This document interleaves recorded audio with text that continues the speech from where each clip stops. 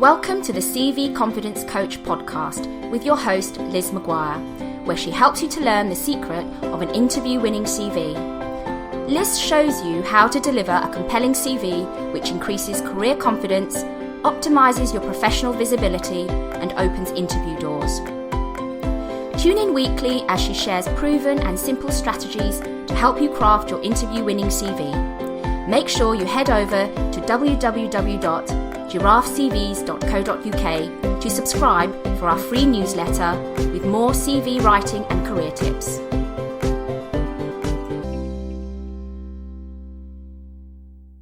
This week, I'd like to talk about a CV issue that zaps recruiters' enthusiasm and has the potential to send your CV straight to the no pile. I'm talking about long and unwieldy CVs. I see CVs of all shapes and sizes, ranging from the one-page American-style resume right through to CVs that are over 20 A4 pages in length, giving War and Peace a real run for its money. The truth is that however interesting or uninteresting the content, the majority of recruiters do not have time to read lengthy CVs. 2 pages is really plenty, perfect for the recruiter to scan and assess your suitability for the next stage of the recruitment process. Why do so many people have huge CVs? Some people find that as their careers progress, their CVs become bigger and bigger, expanding at a rate that they just can't seem to control.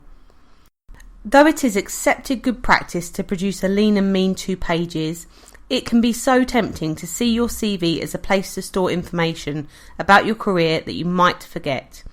If you don't write it all down, you may well lose track of something vitally important, which will no doubt be essential to tell someone at some point in the future.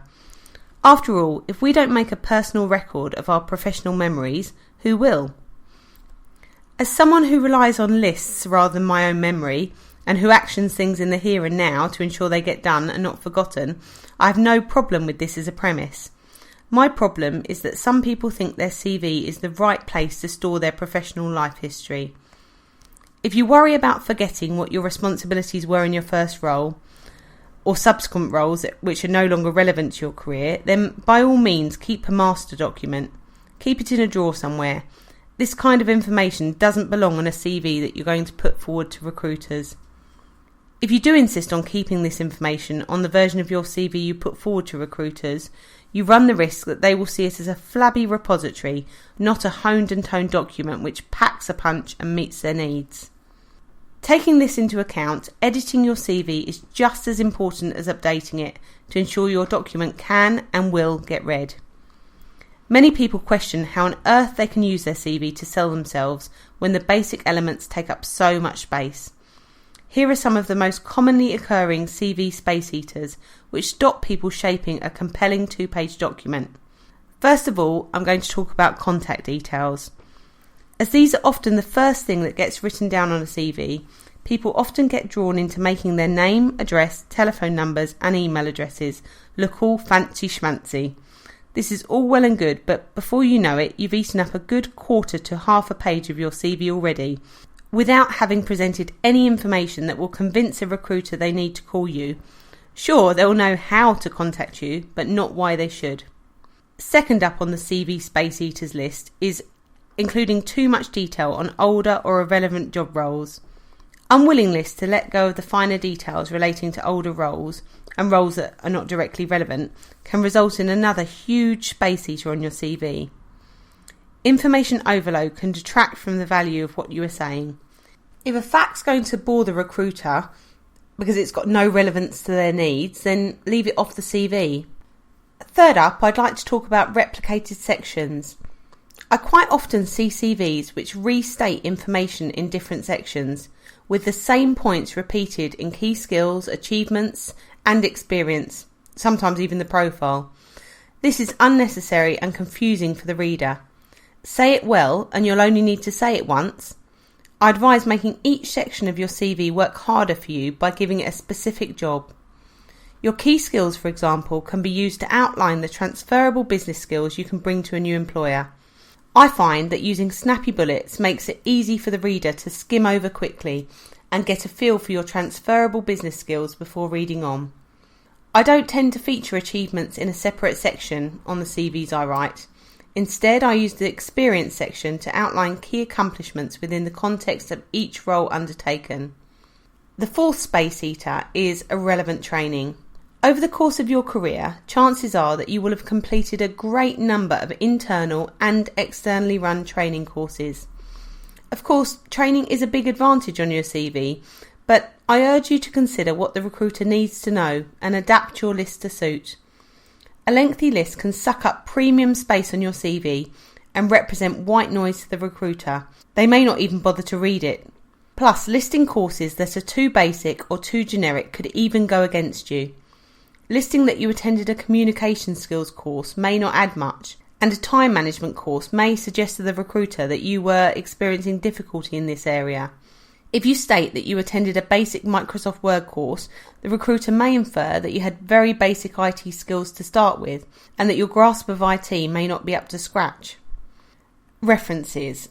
As with contact details, quoting the names, addresses, telephone numbers, email addresses, Twitter handle and inside leg measurement of your referees can eat up valuable space on your CV.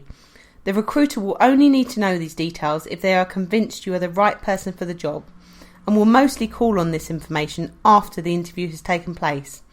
At this stage of your application, you can simply state that references are available on request, though it's questionable whether this is actually needed. It's kind of a given.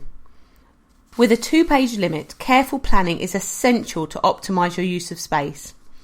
When I'm writing a CV, space is at a premium. I have to be totally aware of what is important and absolutely ruthless about what is not. With only 2 pages to play with, careful planning is a must, and every word needs to be considered and reconsidered before it makes the grade and gets admitted to the high society of your premium 2-page space. Imagine that you have some sand, pebbles and rocks to put in a jar. If you put the sand and pebbles in first, you'll never manage to cram in the rocks. They simply won't fit. The sand and pebbles will have occupied valuable space where the rocks should have been placed to promote your key skills and experience. If you think of the rocks as the really important messages that you must deliver on your CV, then these simply must go in first on page 1. Prioritise your key messages according to what the recruiter needs to know. Other information is just white noise. Your rocks will be formed from a short list of the projects, skills and achievements that will attract the recruiter's interest in light of this particular role you are applying for. These will form the focal points for your targeted CV. Pebbles representing important information should go in next, fitting around your rocks. Finally, you can pour in the sand, representing the minor details over the top, seeing where it can squeeze and fit between the gaps. To sum up, your goal should be to produce a compelling, powerful and box-ticking CV, which meets the recruiter's needs for the vacancy in question. If you'd like to receive an impartial review of your CV's strengths and weaknesses, please head on over to www.giraffecvs.co.uk and email us your CV today for a free CV review. We hope you enjoyed this episode of the CV Confidence Coach podcast. If you did, please do leave a review and subscribe here in iTunes to make sure you don't miss the next show. Head on over to www.giraffecvs.co.uk to subscribe for our free newsletter for more CV writing and career